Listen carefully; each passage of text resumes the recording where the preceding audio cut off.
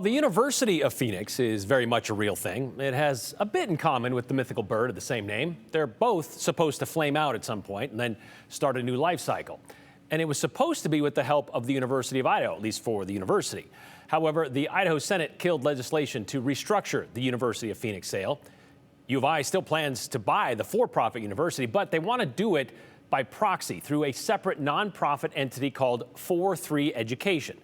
Idaho Attorney General's office, well, they're not exactly convinced that this is a legal way to do it, or that this last-second band-aid is the legislature in the legislature is fixing those concerns. Here's Andrew Bartline. The life cycle of the current Phoenix is fixed. Their investment model is based on about a 7-year hold. The 7 years is up. With anticipation of ashes set to reform into the University of Idaho. On something that I personally support. Senate Pro Tem Chuck Winder is making moves to keep the sale in order because the latest word in the wings is liability. This bill provides a solution.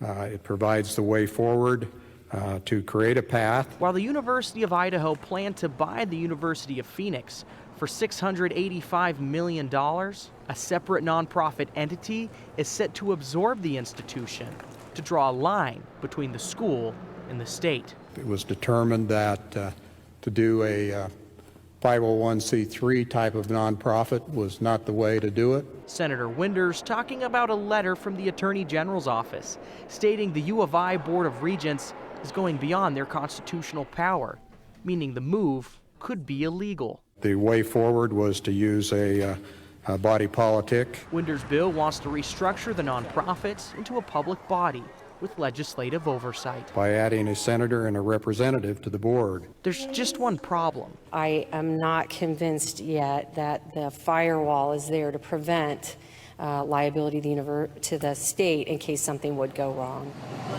Liability.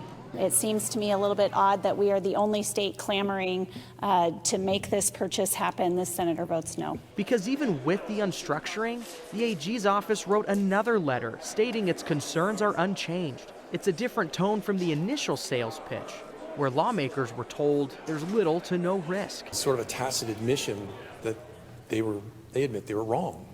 I'm not certain why we should be so quick to trust that they got it right this time. Lawmakers aren't following the AG's word alone. State Treasurer Julie Ellsworth also wrote a letter the day of voting, calling the restructure a step back, writing, quote, "Whereas before the risk was deemed to be perceived, this potentially makes it real." Herndon. The University of Phoenix is still due reformation. Van Orden. But Idaho lawmakers say, Seiderveld. where there's smoke, Mr. President, 60 seconds. there's fire. Go ahead, Senator. And so without actually being able to look into this a little bit further, and it's being such a quick thing, I will be voting no.